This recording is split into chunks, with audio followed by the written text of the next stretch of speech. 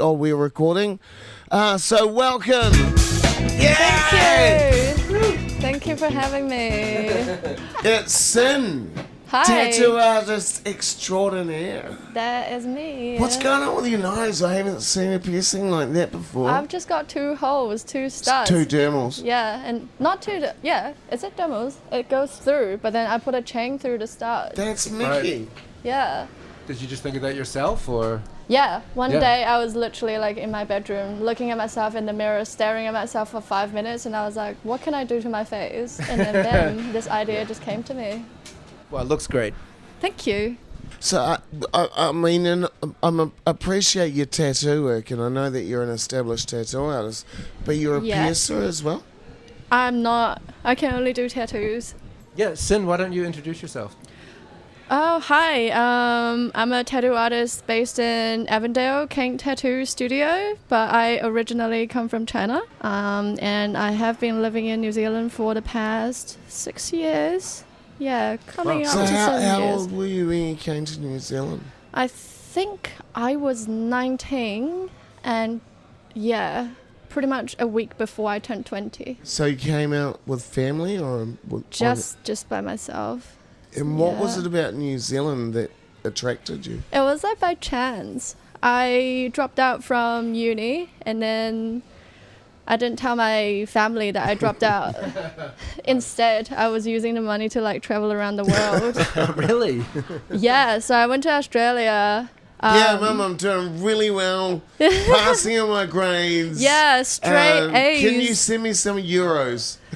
No, I wasn't like actually like using too much money from my family because like I didn't come from a really well-off family. I was using a little bit of my saving from doing part-time job as a graphic designer from school. But you were using your money for your education because you were learning about the art of tattooing while you were using the money to travel? Well, like to learn about tattooing, to do an apprenticeship in New Zealand, you don't have to pay any money. Like, it's not like America. America, they pay crazy amount of money. In New Zealand, so I pretty much just like landed in the studio and asked them if they want an apprentice and showed them my portfolio, and then like started my journey there, and then just started like opening and cleaning a shop. How long have you been tattooing?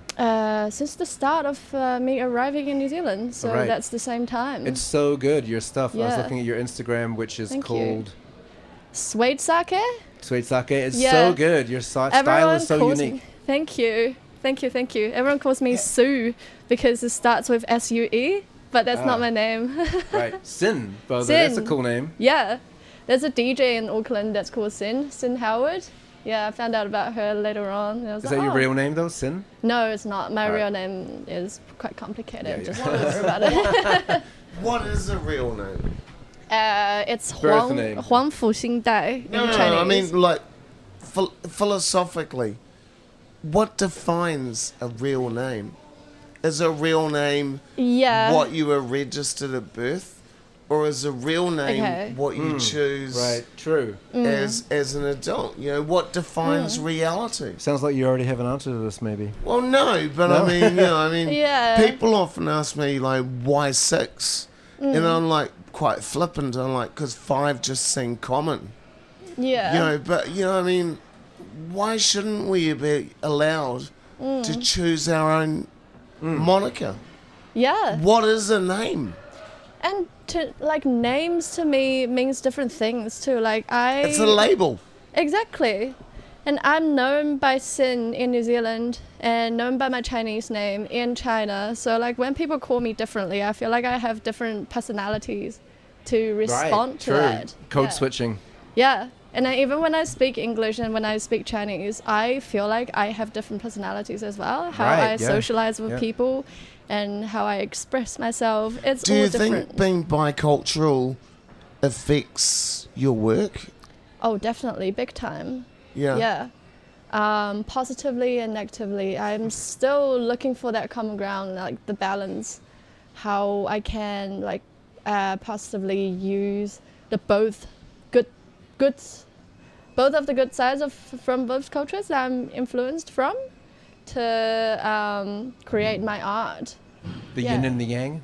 Yeah, exactly. Because I was like struggling a little bit finding who I am. I think a lot of people who have similar experiences are like, definitely at some stage of their lives, they go through like a identity crisis. Are you part of that like single child culture? Yeah. So, like, I mean, I've got 4 beautiful sisters, and I love my sisters to pieces, and I mean, I have an only child. Do we have some feedback? Oh, it's the band that's sitting there. There's a band about to start playing. Yeah, background music. It should be a nice background music for us, yeah. Hopefully we can filter that. But yeah, do you think being an only child kind of affects your interaction with the world and how you relate? Well, I honestly don't know what's the other way around. Right. Yeah. So I think this is the only way I know about the world. It's just me and by myself, and also wasn't really close to my family. So I feel like, if I would have a sibling, I don't actually know. I can't imagine it. I have a very close cousin that I grew up with, and then we just slowly drifted apart. It's not like we don't care. Cousins are those like brothers and sisters that you don't go home with. They are surrogate like sisters and brothers, are you? I mean, I love my cousins to pieces. Shout out to Troy, Fleur, Daryl, Teresa. Oh my god! Honestly, big family. I have David, one cousin. Trudy. Wow. And if you were born in 2.5 decades ago, in that time when in China there was the 1-child policy. Now it's 3-child policy, right? I don't actually know. As I understand it, like the 1-child policy is kind of a bit of a myth, and like there's a lot of people that live in rural areas where and they're farming, so children are cheap labour. But I do wonder, like, as you do you identify she, her? She, her, yeah. Being born in a 1-child family and having a daughter, was that something back then that there was sexism towards, I wish it was a boy, kind of? Yeah, definitely. It was a huge thing, even in my family, because my cousin that's 4 years older than me, he's a boy. And I feel like, because we were brought up by our grandparents, and I felt like a lot of attention just went to him. It's not like he chose to do that, and I love him to bits. He loves me too, but because my grandparents were born in the 30s and the 40s, and it's a huge thing that they cherish boys. Why? Just because that's how the history is. They work harder. Or even people are giving. All right, this is getting very boring now because it's like, sorry, it's like interested. It is interesting, and we always have this cultural differentiation, blah blah blah. But we're not here to talk about the single child policy. We're here to talk about your artwork, your inspiration, your journey to the point where you are. Mm-hmm. Celebrate you as an artist, not as a product of the People's Republic of China. Thank you. Right. Yeah. So I mean, how do you keep pushing yourself as an artist? I mean, what do you think it? What is the definite, why work in tattoo? Why not work in another medium? That's a great question. And I keep asking this question to myself, even just every day. I'm still adjusting myself and what defines myself as an artist. I think what got me started was when I dropped out from school, because I was studying graphic design and I was working as part-time graphic designer, and I was working with clients, and I slowly realized that actually I don't really like having other people's input in how I treat art as a self-expression.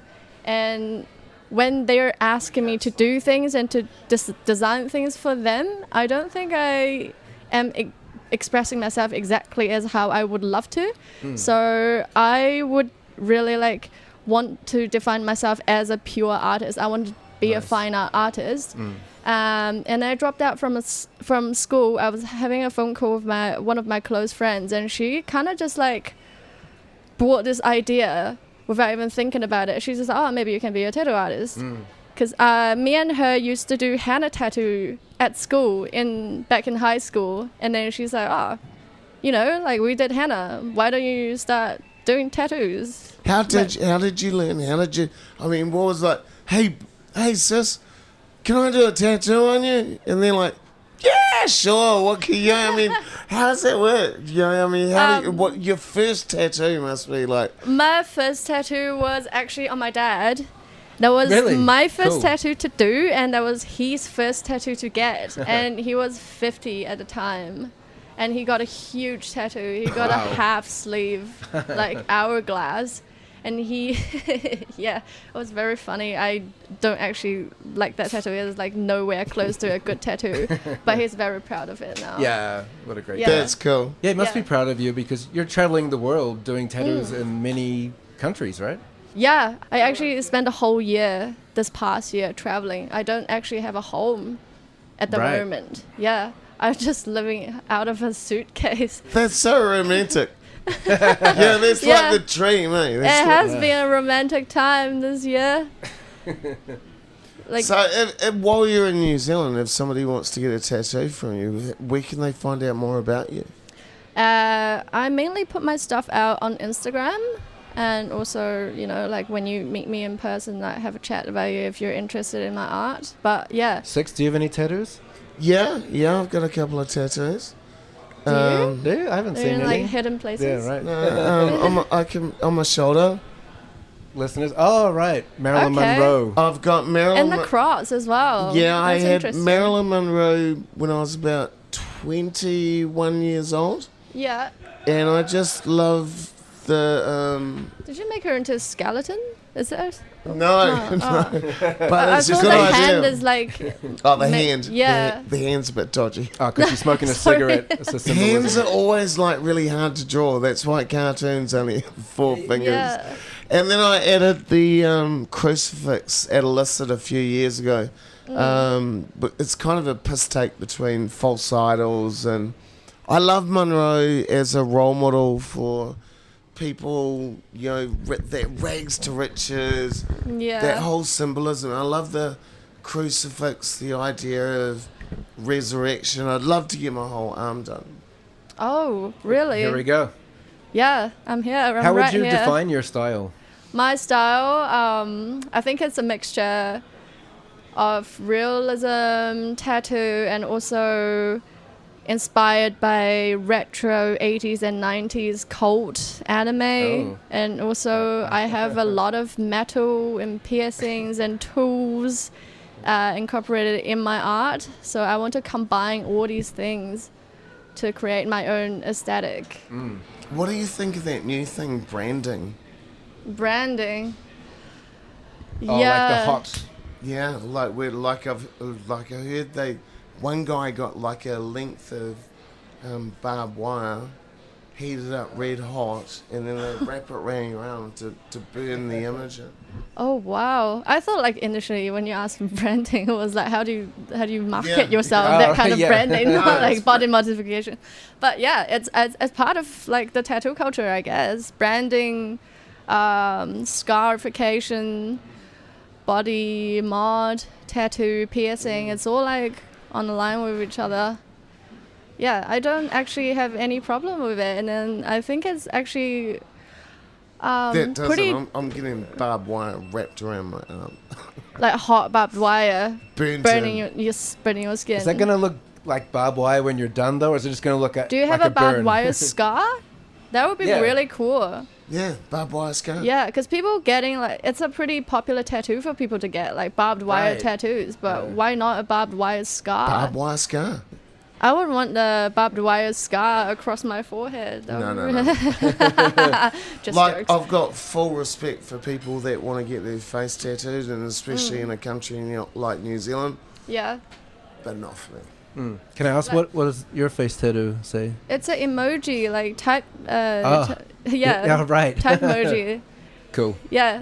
It's the crying face or. I don't remember what kind of face it is. I think it's a smiling face. Right. Yeah. Two eyes. Yeah. Yeah. Nice. It's just one of the symbols that you can type up on keyboard. It doesn't actually have any meanings at all. Just looks cool. Yeah, I don't actually get tattoos for meanings anymore. I just like, oh yeah, that looks cool, check it on. So how long are you in Auckland for? Like right now? Yeah. Until Feb. Yeah. So if anyone wants to reach out and get some really kick-ass international designer tattoos, now's the time to do it. Now is the time, before February, yeah. Who are the tattoo artists you really admire? I really admire? There are a lot of them. Do I have to choose like a certain amount? Just name some random ones. All right, here's a better 12. question. No, here's a better question. Okay, I'll start counting. This is our consistent question on the K-Road Chronicle. If you were to set up your fantasy band, who would be your lineup? See, for me, it would be David Bowie on lead vocals. Okay, same. Jimmy Page on lead guitar. And the guy from The Who, Keith Moon on the drums. Nice. What kind of, like, does it have to be a genre? Like, No, anything, living or dead. Hypothetical. Living or Okay. dead. Beethoven could be there. oh yes, I would love to That choose would be Beethoven. On the synth. Yeah. Imagine Beethoven on the synth. Oof. You know Beethoven was deaf, What? right? What? How do you sell a deaf person a phone? Do you want to buy a phone? I thought you like write it down on paper. I do want a Right. phone. Too logical. So do you see yourself doing this for a while? It's traveling the world, doing tattoos, becoming internationally famous for the next 10, I think 20 so. years? I would Great. love to keep traveling. Yeah. But yeah, Are you surprised by your success? my success. I don't think I have any success. You sound successful, international traveler. Most people don't do that. There are young people out there that would dream of being in your position. Yeah, I guess. And Ari spoke about that. Ari? Oh, she's great. You should meet Ari Takes Over. She did this artwork. Yeah. She's on the cover of the current Chronicle. Which, Anyway, you are doing it. You are successful. You are. Thank you. Thank you very much. That's great. That's And, awesome. What motivates you though? What gets you out of bed in the morning and like really, charges you? I don't know. I actually don't want to get out of bed. I just want to keep sleeping. I'm so much the same. Yeah, I just I love want to my watch a bed. movie. Watch a movie in bed. Yeah, Look and at memes. just eat. Yeah, but Dial Uber. Yeah, the door's open. Just come in. It's the third bedroom on my left. just put it outside my door. But what gets me out of bed is probably like my art inspiration and where I want to go with my career. And I'm actually like thinking of how I approach art nowadays, how I approach about my tattoo. Like, am I just a tattoo artist that's working for other people's ideas, or am I actually an artist? I want to put myself out there, and am I using tattoo as a tool or as a craft, a tool to express myself, or as a craft? I want to make it perfect. Is that about challenging yourself as an artist? To constantly want to be striving for something more, for something better. Yeah. This intangible, I think Placebo called it the never-ending why. Yeah, it's definitely that. And I keep questioning myself who I am as an artist and what it means to be better in my art.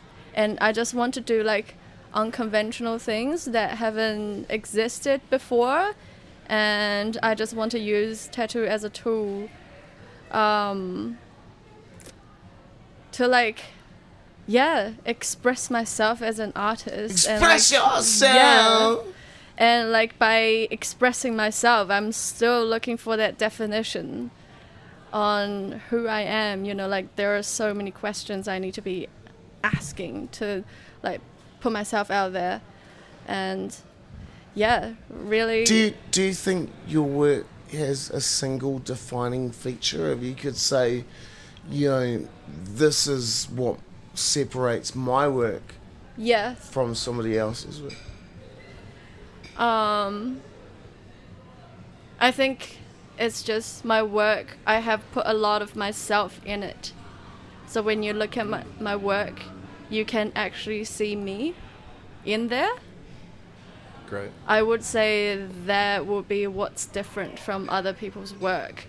Would it be fair to say that a tattoo by sin is a little bit of sin? For, you know, it's like sinful. It's like your personal little gift. You know, regardless of how much you get paid, there's that spark of you. Yeah. That makes that tattoo yours. Yeah. And that, like, you know, because I know amongst tattoo aficionados, there will be people that will be able to go, yeah, that's one of Sin's tattoos. Yeah. It will be kind of like a mixture of hardcore but also very delicate stuff. So, like, a lot of conflicts. Just like the Chronicle. Where's the delicate? Sammy's here. Oh, hi, Sammy. Hi. How are you? What would be your advice to young artists out there that are like trying to find their way and trying to find that path into the work? Because I mean, you know, it's a big thing. It's like, I'm going to be a tattoo artist. It's like, all right, here's my arm. Have a go, bro. Yeah. You know, not everyone's going to go, yeah, you can tattoo me. Yeah, my advice would be learn the craft, put in the effort to do what you want to do, and actually be consistent with it. A lot of people, like young generations now, they have so many options that they can try all sorts of things. It's a blessing, but also can be a curse. Like, they go into one thing, go for like 2 weeks and try it out, and it doesn't work, and try a different thing. So I think it's very important to just stick through the thing that you choose and give it all you've got, and then like give it time as well. So go a handy, give it time, and see if it doesn't work, and then choose a different thing, rather than just go to the gate of it and then enter halfway and then comes back out. And learn from the best people you can. You know, whether it's journalism, whether you're looking to be a chef, whether you're looking to be a plumber or a tattoo artist, learn from the best people you can. But also I think you can learn a lot from just every single thing in this world. Yeah. Just practice. You meet a person, you can learn something about them, learn something about yourself, and then you meet a tattoo artist and you become the apprentice of that tattoo artist, then you can learn a lot from that tattoo artist as well. So like it's all from you. Like, you have to have that learning mindset embedded in you, and be humble. What would be your advice to anybody out there thinking of getting their first tattoo? Giving or getting? Getting. A first tattoo. I think give it time.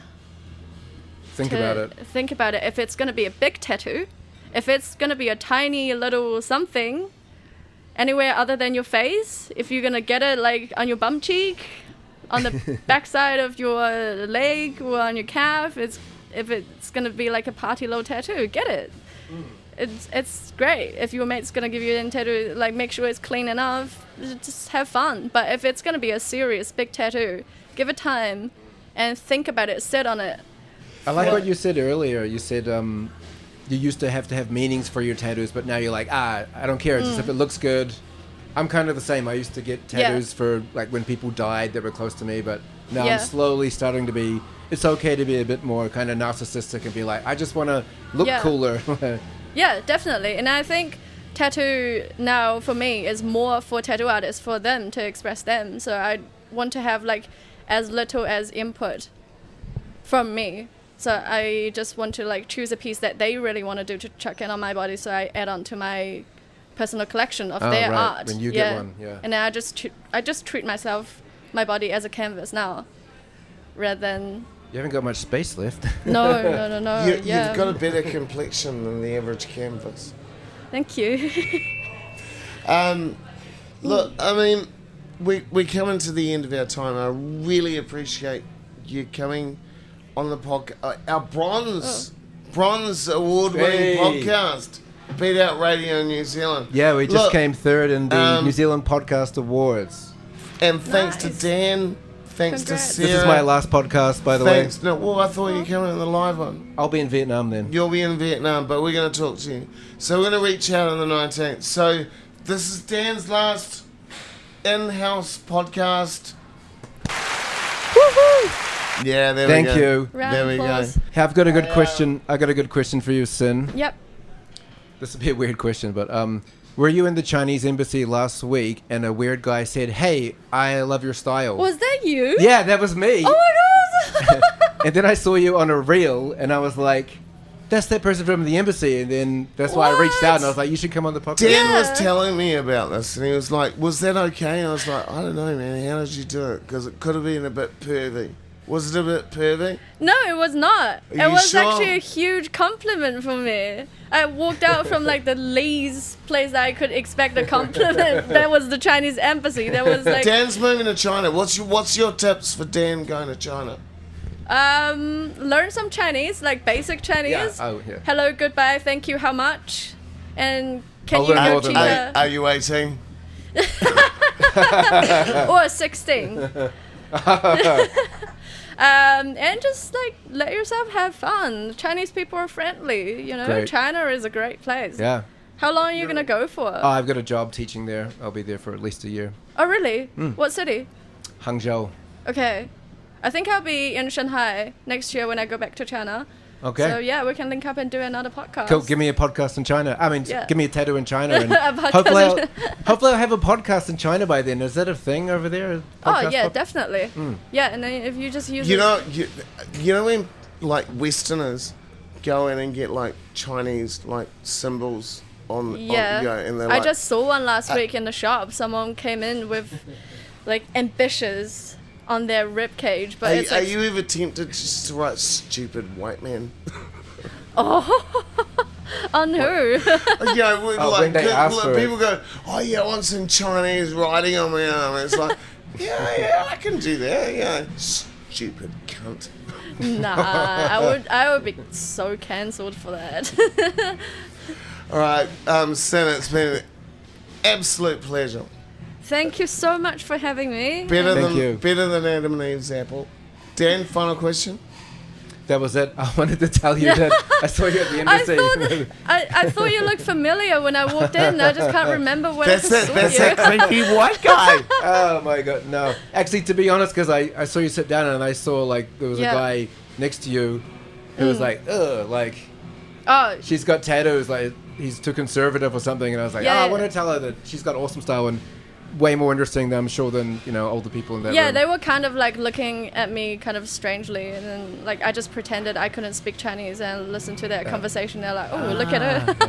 Really? Yeah, that was like the normal shit I go through in my daily life. Anyway. Well, thank you very much for coming on the podcast, and thank you, Dan, for all your help this year. Thank you. It's been a wonderful year. Give me a hug. Yeah. Awesome. Thank Awesome, you. awesome. 1 year of podcasting. All right. Thank you, ladies Hopefully- and gentlemen.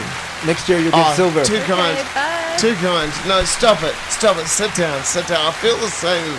I feel the same about you.